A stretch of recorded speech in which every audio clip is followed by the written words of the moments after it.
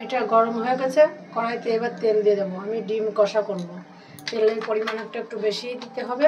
তেলটা গরম হতে হতে আমি ডিমে নুন হলুদ মাখিয়ে নেব। ডিমে আমি হলুদ দিয়ে দেবো অল্প করে পরিমাণ মতন।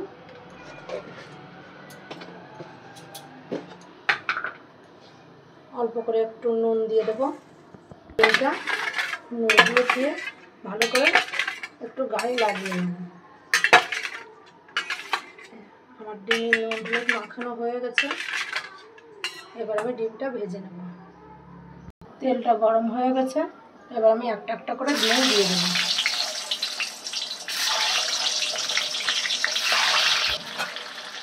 ডিমটা আমি আটা দিয়ে রান্না করছি। ডিমটা আমি ভালো করে লাল করে ভেজে নেব। ডিমটা ভাজি আর একটু ভাজতে হবে। ডিমটা লাল করে ভালো করে ভেজে নেব। ডিমটা ভাজা হয়ে গেছে, এবার একটা একটা করে আমি তুলে নেব। আমি ওই তেলেই জিরে ফোড়ন দিয়ে দেবো।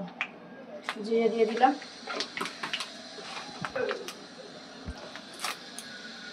একটা তেজপাতা আমি দিয়ে দিলাম।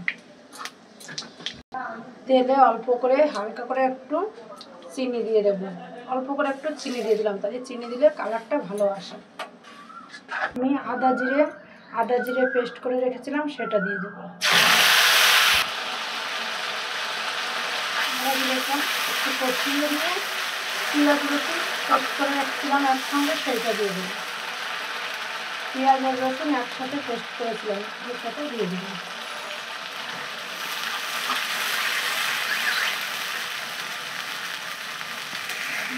ভালো করে একটু কষিয়ে নিতে হবে।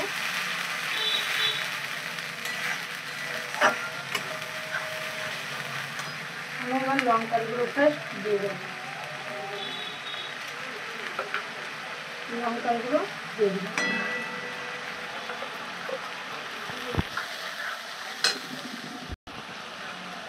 পরিমাণ মতন হলুদ দিয়ে দিলাম।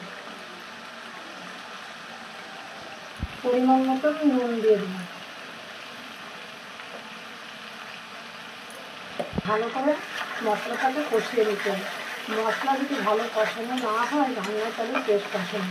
মশলা কষানোর উপরে রান্নাটার টেস্ট আসে। মশলা এমনভাবে কষাতে হবে যে চারি সাইডে তেল ছেড়ে দেবে, তখন বোঝা যাবে যে মশলাটা কষানো হয়ে গেছে। মশলাটা ভালো করে কষিয়ে নিয়ে আমার একটু টাইম লাগে মশলাটা কষাতে। আমি হালকা করে মশলা কষাতে পারি না, আমি মশলাটা অনেকক্ষণ টাইম ধরে কষাই। পুরো বন্ধুরা পুরো ভিডিওটা দেখো, তোমাদের খুব ভালো লাগবে ভিডিওটা দেখলে। এইভাবে একদিন করে খেয়ে দেখবে, মশলাটা অনেক সময় কষিয়ে ডিম কালিয়া করে খেয়ে দেখবে, খুব ভালো লাগবে। জল আর একটু জল দিয়ে দিলাম, দিয়ে মশলাটা ভালো করে কষিয়ে নিলাম। মশলা কষার সময় অল্প করে একটু জল দিয়ে নিতে হবে।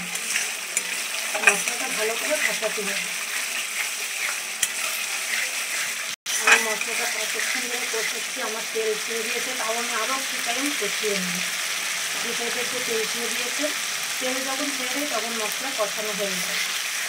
আমি এবার ডিমটা দিয়ে দেবো। ডিমটা দিয়ে আর একটু কষিয়ে নেব। ডিম দিয়ে দিলাম।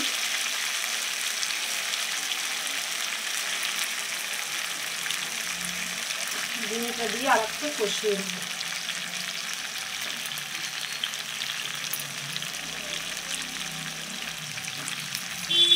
একটা ডিম সাইডেতে একটু লেগেছে, এটা আমি এখন দেবো না, এটা আমি পরে দিয়ে দেবো। আস্তে আস্তে কষিয়ে দেবো। ডিম তো নরম দিচ্ছ, তো বেশি জোরে নাড়াচাড়া করলে ভেঙে যেতে পারে, তার জন্য আমি আস্তে আস্তে করে ডিমটা কষিয়ে নিই।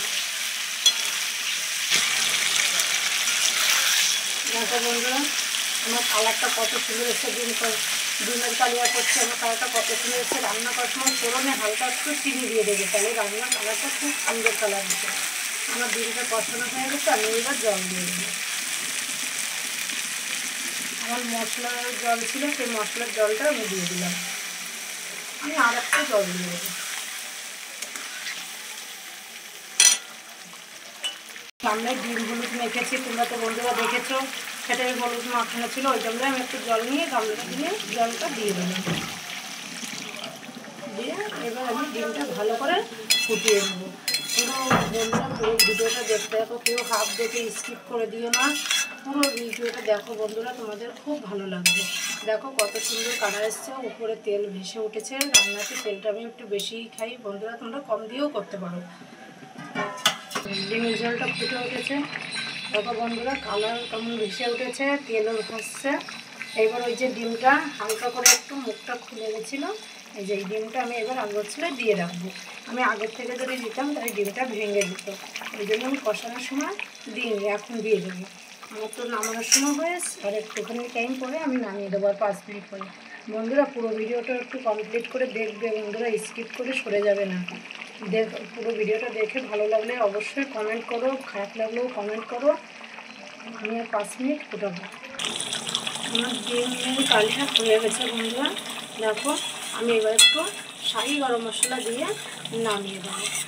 যখন প্রত্যেকটা রান্নার একটা ফুট আসে, যখন ভক করে ফুট হয়, যখন ফুটে ফুটে ওঠে, তখন বুঝতে হবে রান্নাটা হয়ে এসেছে। আমার ডিমের কালিয়াটা হয়ে গেছে বন্ধুরা। এই যে আমি একটু শাহি গরম মশলা দিয়ে দিলাম, দিয়ে এটা এই সময় ভালো করে মাখিয়ে দেবো। এইবার আমার হয়ে গেছে, আমি এবার নামিয়ে দেবো। দেখো বন্ধুরা আমার ডিমের কালিয়া হয়ে গেছে, এই যে কেমন উপরে তেল ভাসছে। আমি একটু তেলটা বেশিই খাই বন্ধুরা, তোমরা কম দিয়েও খেতে পারো, যে যেমন খাই। আমি টমেটো দিলে আরও ভালো হতো, আমি টমেটো দিইনি, কারণ আমাদের ইউরিক অ্যাসিডের একটা সমস্যা আছে, ওই জন্য টমেটো দিইনি। কিন্তু কালারটা কত সুন্দর এসছে বন্ধুরা, দেখো রান্না করার সময় ফোড়নে একটু চিনি দিলে কালারটা সুন্দরই আসে। আমার ভিডিওটা যদি ভালো লাগে, ডিমের কালিয়াটা যদি অবশ্যই, তাহলে আমাকে একটু কমেন্ট করে বলবে, ভালো হলেও কমেন্ট করবে, খারাপ হলেও কমেন্ট করবে। কেউ হাফ দেখে চলে যাবে না বন্ধুরা, পুরো ভিডিওটা কমপ্লিট করে দেখবে। ভালো লাগলেও বলবে, খারাপ লাগলেও বলবে। সবাইকে ফিরে আসবো পরে আর একটা ভিডিও নিয়ে। সবাইকে টাটা।